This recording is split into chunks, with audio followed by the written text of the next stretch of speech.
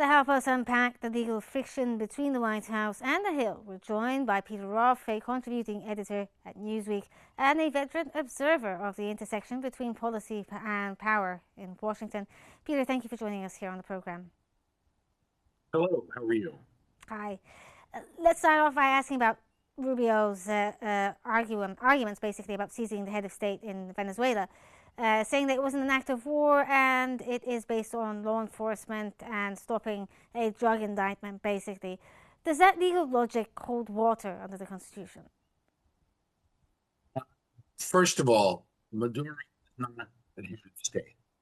He may have been the de facto leader, but there's wide agreement in the international community that he obtained the chief executive's powers through fraud.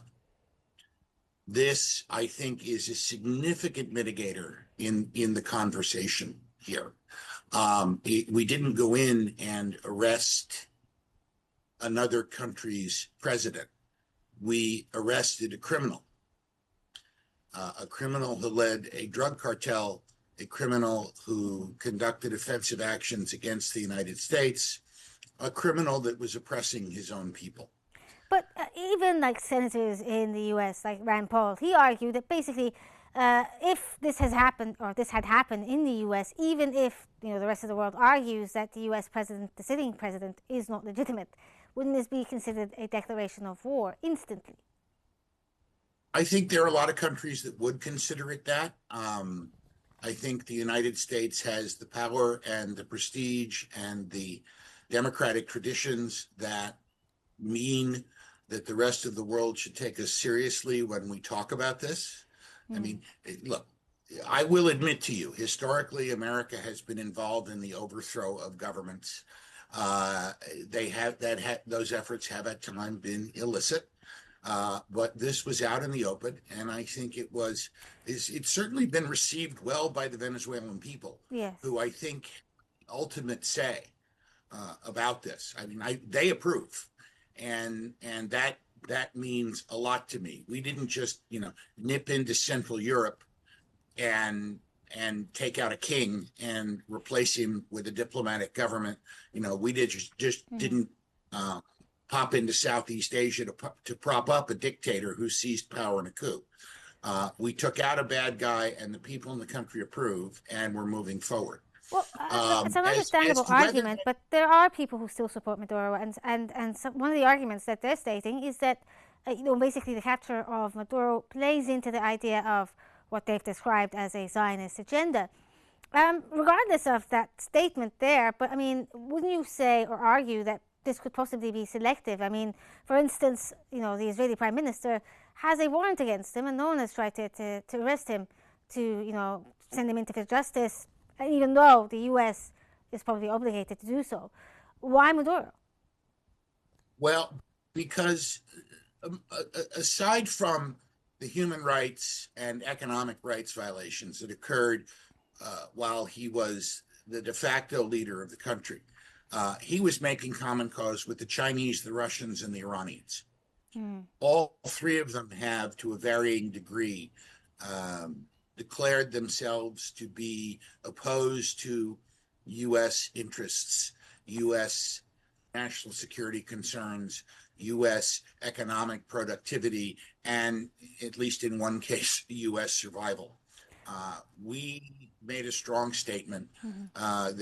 People in America are calling it the Donroe Doctrine, a play on the Monroe Doctrine, which essentially says that the Western Hemisphere is the United States' domain, and the European powers, and for purposes of the conversation, China and Iran need to stay out. So, am I correct in saying that possibly the U.S. administration views law enforcement when it comes against U.S. Interests, basically, if, for instance, as you said, the Western Hemisphere is doing something that is against U.S. interests, they will enforce law enforcement, but if it doesn't, they might, turn a blind eye? Well, I don't think there's a country in the world that doesn't seek to justify what it does through the code of international law. But, what is international law? Basically, it is the promulgation of the Western American British legal traditions into the international sphere, and it's really only mattered where it's been enforceable. And the people that have been relied on to enforce international law has been the United States since the end of World War II. There have been lots of arguments about the violations of international law in places like Gaza and Lebanon, but nobody really pays attention because laws are only really as good as they are enforceable. Yes. Okay. Other countries. Sorry, continue your point. Sorry, yeah, go ahead. Other countries will manufacture pretexts to do what they choose to do. Putin manufactured a pretext to seize Crimea, and he manufactured a pretext to reignite the war and seize the Donbass region. He expects people to take it seriously. The people that support the Russians will argue that he's justified. The people that don't support the Russians and their invasion, their illegal war in Ukraine, which lets you know where I stand, won't accept it. They will reject those premises. Likewise, the U.S. actions in Venezuela. I mean, Maduro was under indictment in New York court. He is the leader of the drug. He is alleged to be the leader of a drug cartel. He belongs in prison. That's the official U.S. position. And we went down to Venezuela and we arrested him. Mm-hmm. Okay, well, let's talk about the boat strikes. Now, Senator Tim Kaine highlighted the deadly boat strikes and the murder of shipwrecked survivors. Why is the administration keeping the legality of these operations in classified settings, especially since they've also come under scrutiny for the double tap strikes on some of these boats? I think that the general attitude is the best. The less people know, the better. Not because it would provoke moral outrage, but because it puts our warfighters at risk. I tend to think that the governments generally, not just the American government, but governments generally, work very hard to keep things secret from their people that they ought not to keep secret. And I would prefer some openness. I'd like to know a little bit more about certain things we're doing. But there are some things, frankly, that I don't think it's healthy to share information about. For example, unsuccessful secret operations where we may want to go back and try again.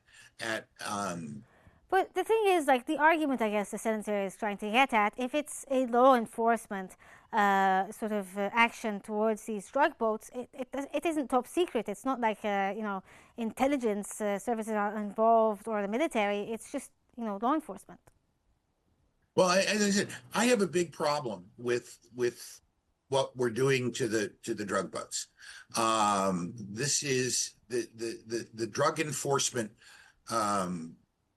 laws are not carried out by the U.S. military.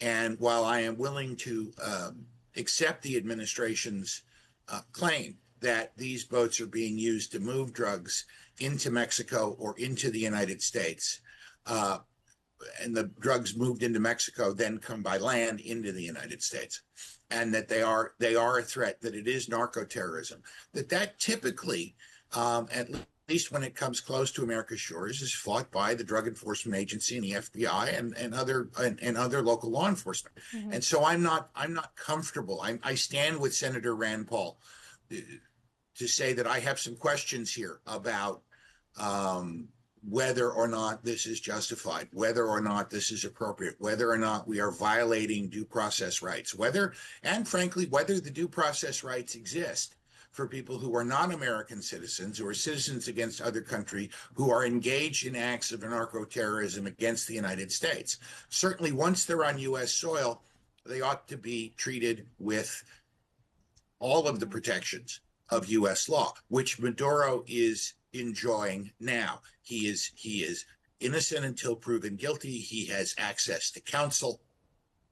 He has all the due process protections. Mm-hmm. The people who are being blown out of the water in the Caribbean are not.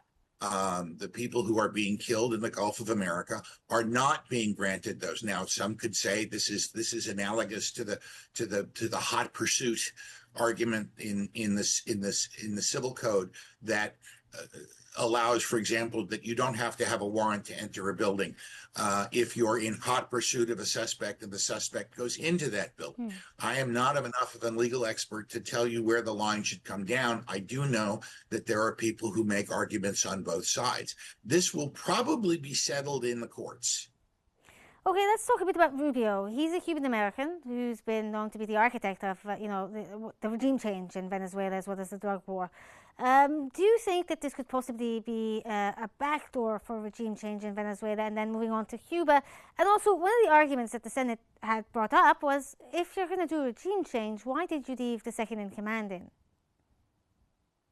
Well, the second in command, taking it backwards, the second in command in Venezuela, Rodriguez, Maduro's deputy, was apparently cooperating with the Americans in the capture and arrest and transfer to New York of Maduro, and in that sense has, I guess, proven herself to be a reliable ally, even though she too is an illegitimate leader. Her ticket didn't win the election.